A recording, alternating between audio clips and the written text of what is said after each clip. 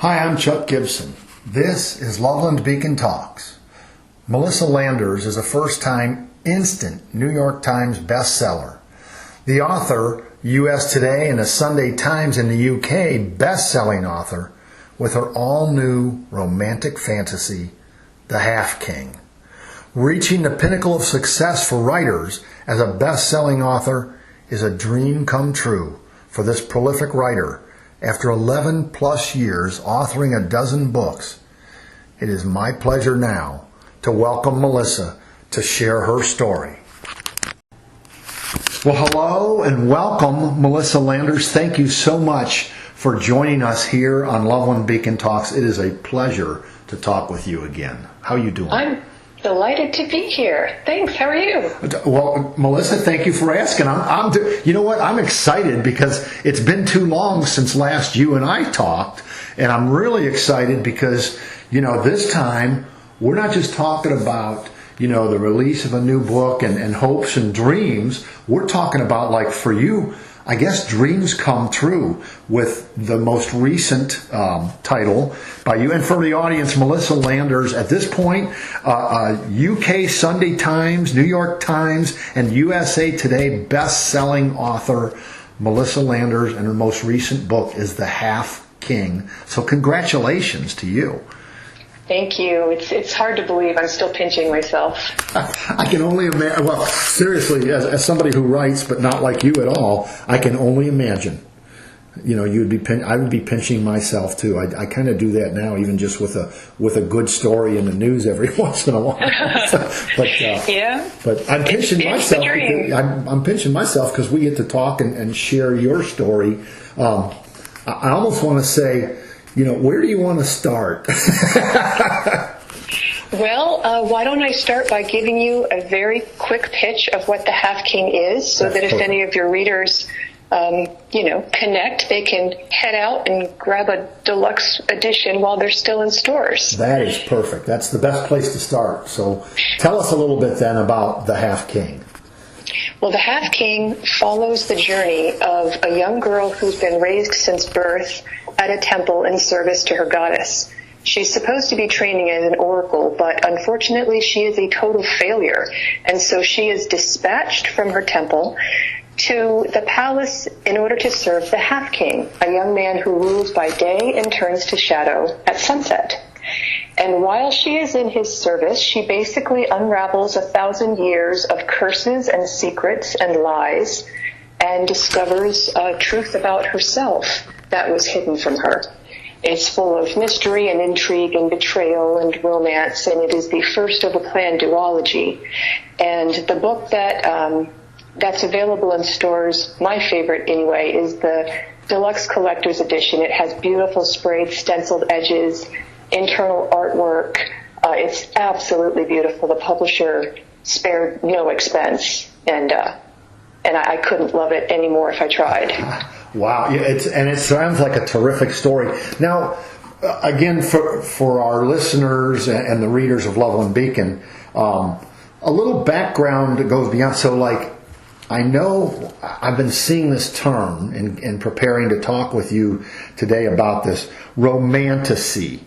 So, I guess that's a combination of a romance fantasy kind of genre, or how would you describe that for those who are going to? People are getting ready to run out and pick up the Half-King after they listen to this. So, how would you describe that for them? What you're writing in terms of a romantasy?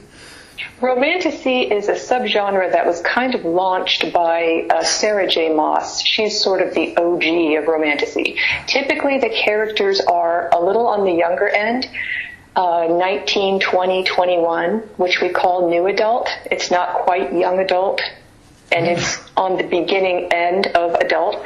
So the characters are a little younger. There is typically some spice on the page.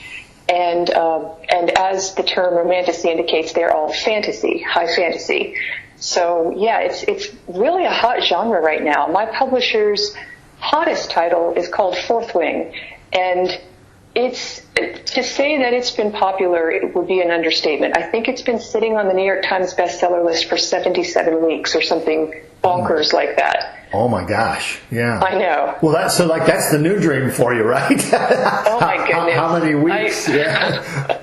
I would never be humbled again if I achieved that kind of. I would be insufferable. Oh, I can't believe that. You're so easy, Melissa. and you know what? I do. Again, I'm going to thank you right out front before we even continue on. It's just this is how great it is that you take the time to talk to Chuck Gibson and the listeners of Loveland Beacon, or the readers of Loveland Beacon. So I truly appreciate it, and I can't imagine that you would get spoiled just because you went several years, over a year, headed for 2 years on the New York Times bestseller list. But let's talk about that in terms of the Half King for you. Help me out here. So this is the first time for you to achieve the UK Sunday Times and the New York Times bestseller and the USA Today bestseller list. What's that been like for you? Well, it's been surreal. Surreal is the best word to describe it. The number of sales that it takes to hit any bestseller list is completely dependent on your competition for that specific week. And I knew going into my launch week that I had a good number of pre-orders, so I had a boost, right? But releasing the exact same week as me were authors like Nora Roberts, Danielle Steele, Janet Ivanovich, oh my gosh, and then crime thriller authors, Jack Reacher, the new Jack Reacher just released a couple weeks ago, that's still on the list. And so I'm looking at these releases going, oh my gosh, this is going to be one of those weeks that authors talk about where the competition is so stiff, I might not actually make it. And so I was really sweating it. And when I got the news, like I said, it's surreal. I keep forgetting. I've wanted this for 11 years. This has been the thing that I had been chasing. And I had just resigned myself to the fact that it was never going to happen. And I made peace with that. And now, boom, here it is. It happened. And I can hardly believe it. Isn't that the way they say it goes, though? It's like, you just, you're striving for it. I think, when we were talking offline, you even mentioned, pining for this. And so finally, when you make peace with it, then boom, it jumps right out in front of you, and there it is. And gosh, what do you do with it? Exactly. Oh my. So, well, along that path from the 11 years, and I like to, just pat Chuck on the back a little bit, because we did kind of connect way back those 11 plus years ago when you were starting, and we might talk a little bit about those titles from the past. But I do want to touch on what's going, for the readers that are going, like I said, when they're done listening to this, Melissa, they're going to run out and they're going to pick up The Half King by Melissa Landers, on that bestseller list. And a little bit for them from the publishing aspect, you were talking about kind of your journey through publishers. And let's go back. I know, for example, what was it? The series, I want to make sure I get it right. Alienated, Invaded, and United. I don't know if I got that in the right order. You did. That's perfect. Wow. Imagine that. And I'm not actually even looking at that because I told you before I was looking at my computer screen to make sure I had whatever. But Alienated, Invaded, and United, that was like a 3-book series. And that was that Disney Hyperion? Yes, Disney Hyperion published all of my sci-fis. Alienated, Invaded, that series. And then there was Starflight, Starfall. That's a 2-book series. Right. And then after that, I did my one and only middle grade book called Blastaway, which is basically Home Alone in Space. It was super cute. Then from there, I did Lumara, which is kind of like Crazy Rich Asians, but with witches. Oh, neat. And then Make Me a Liar, which is kind of like Freaky Friday meets Veronica Mars. I had a lot of fun writing those books for Disney. Yeah, so those are all still out there in the wild. You may not find them in bookstores because it's been so long since they launched, but you can order them online. And then, of course, there's the 5 romance titles that I wrote under my pen name, Macy Beckett. Those are no longer in stores, but they're on Amazon, Kindle Unlimited. So yeah, I have been a busy beaver. Oh, no question about it. So, and you know what? All for good reason, because here you are, now you finally have achieved that, again, what a tremendous achievement for any writer. And I was going to tease you, when you started rattling off those names on that release week for you, you're a bunch of nobodies, right? You had a leg up going into that week when you were here. Danielle Steele? Oh, come on. Who's ever heard of Danielle Steele? Oh my gosh, I know. It's funny too, because some weeks are quiet, and if you release at the same time as some mid-listers or debuts, you can potentially hit number 1 on the list with the numbers it took me to come in at number 12. And climbing, just for the listeners. Number 12 and climbing, because, again, they're going to go out and pick up the Half King, which, by the way, I keep saying that. So what's the best way for those who are hearing the story and are getting excited about, reading Melissa Lander's The Half King? And, of course, they're going to go back and you're going to see a boost in sales on some of the, the Alienated and Make Me a Liar and Lamara and the Starflight and Starfall. You're going to see a boost in those sales, too, because once they pick up a Melissa Lander's book, they're going to want more. But what's the best way for them, Melissa, right now to get their hands on a copy? As you said, the Half King Deluxe Edition. I have been all over the Cincinnati area signing stock in stores. Joseph Beth in Cincinnati has a lot of signed copies. All of the Barnes & Nobles, the one in northern Kentucky, Florence, the one in Kenwood, Fields Erdel, Westchester, they all have signed copies. I have snuck around to a few different Targets and Walmarts and sneakily signed a couple copies, so you may or may not find one there. But there's no shortage of signed copies in the Cincinnati area. When in doubt, call Joseph Beth in Cincinnati. They'll take your order over the phone and ship right to you if you don't want to drive to Rookwood. That's very cool. Well, then, for me, even a little more, because you touched on like the deluxe edition and what the publisher's done to make this really, not just a terrific read, but something to have and to hold in your hands. Describe like that edging and stuff. What's that all about? Oh yeah, it's gorgeous.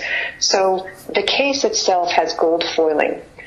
And then of course the cover is gorgeous. The cover has metallic holographic center where it kind of looks bejeweled. It's hard to explain. You'd have to see it in person. Right. And then they commissioned exclusive end papers. So there's art on the inside copy of the book. They commissioned a custom map. Wow. And then the edges of the book are stenciled to look like swords. Oh, nice. Yeah. It's absolutely breathtaking. It's a collector's edition. Well, and you know what? Thank you. That was the word I was looking for when I was talking about, like, it's not just the read, but it's something to hold in your hands, and that's the word I was looking for. So that's like a collector's item that you want to, don't read this and discard it. Read this and have it on your shelf, and let people come and talk about it with you. Exactly. Yeah, exactly. Which of course never hurts, because if somebody comes and says, "What is that?" and then they go buy it, that's just one more thing for you, right? It puts food on the table. My teenagers keep me humble. My 16-year-old said, "Awesome, congrats, Mom. Does this mean you can start buying better food?" You know what?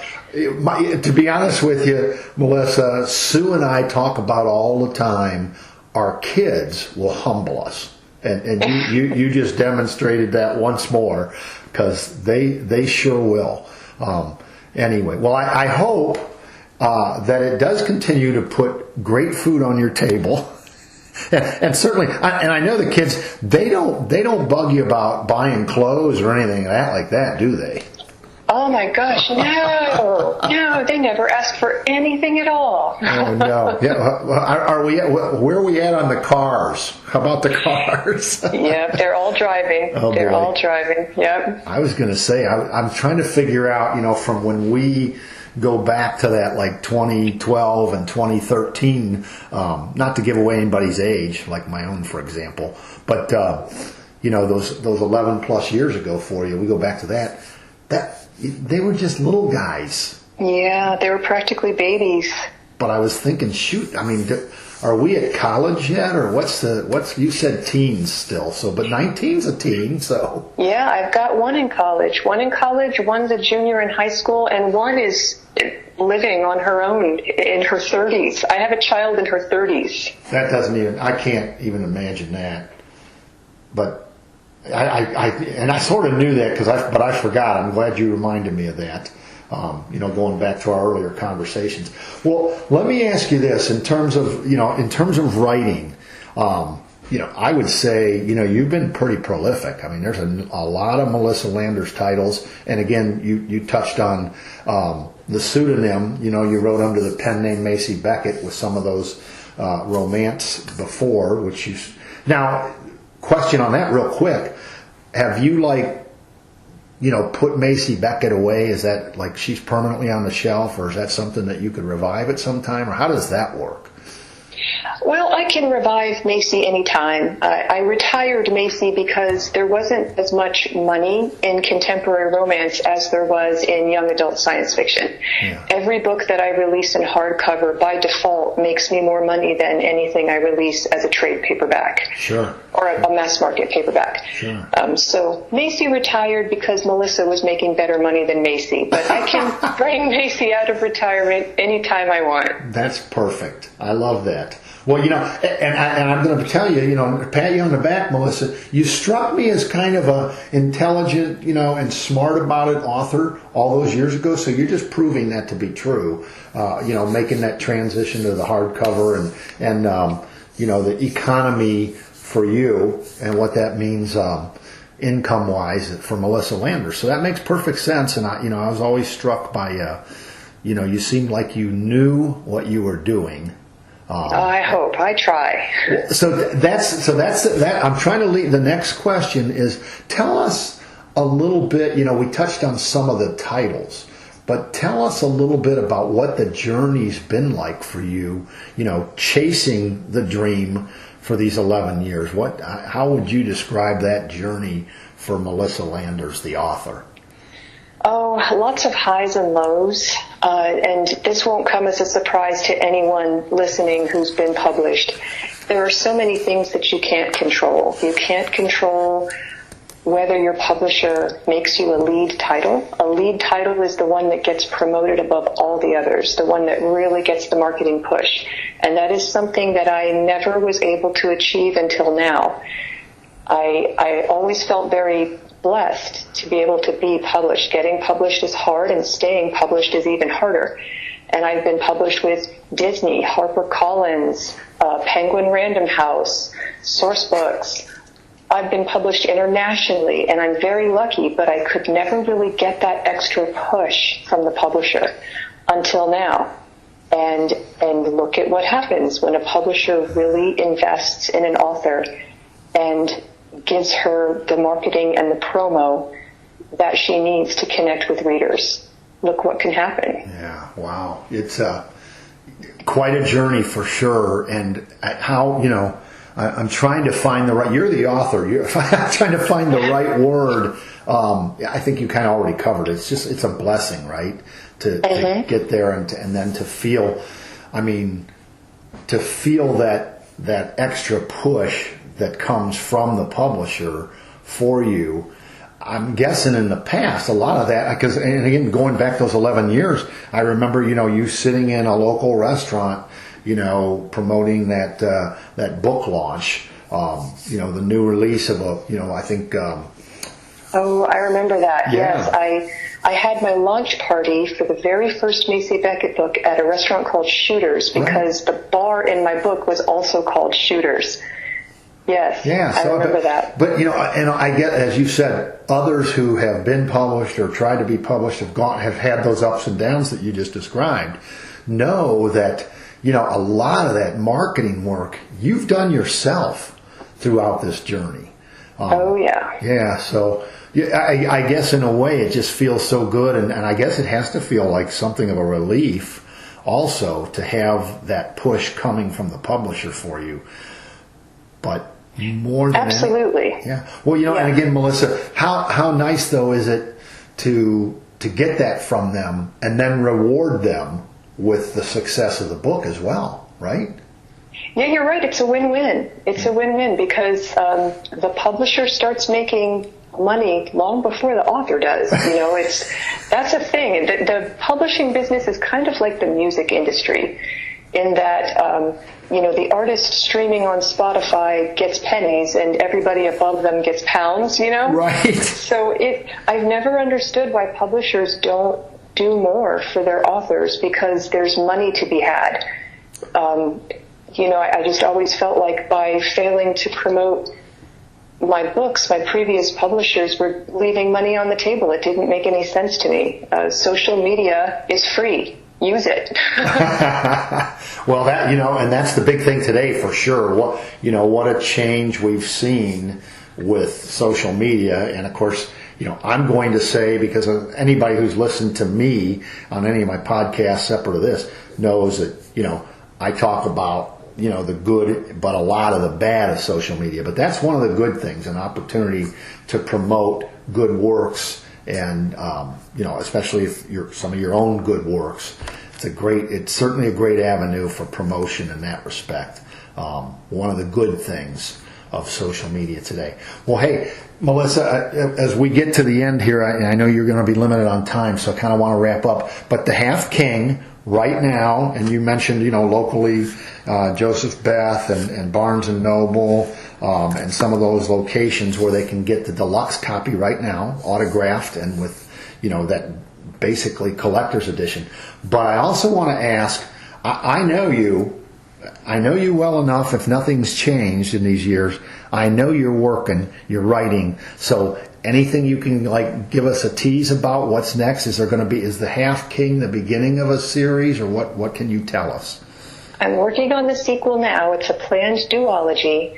And I think I'm on chapter 13. Wow. It's been a little hard to work for the last couple of weeks because there's been too much excitement. But finally, my brain is calming down and I can write again. So I'm hard at work on the sequel. Excellent. Very exciting. Well, hey, one more time, Melissa. First off, thank you so much for taking the time to share your story with us. And again, congratulations on the success so far of the Half King. Like I said, what'd you say, 12th on the chart and climbing on the New York Times bestseller list.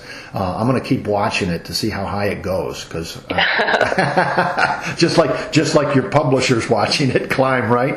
But thank you so much. It was a pleasure to talk to you again, and let's stay in touch in the future and be ready to talk about that sequel when it comes out. It's a deal. All right. Thanks again, Melissa. Really appreciate your time. Thanks, Chuck. Thanks again, Melissa, for joining us here on Loveland Beacon Talks. Remember, everybody, her new romantasy bestseller, The Half King Deluxe Collector Edition, is now available at Joseph Beth bookstores, Barnes and Noble bookstores, and the usual place where you get your books. So get your copy now. I'm Chuck Gibson, saying thanks for listening here on Loveland Beacon. Loveland Beacon Talks is a presentation of Loveland Beacon Digital Media and Gibson Communications, LLC.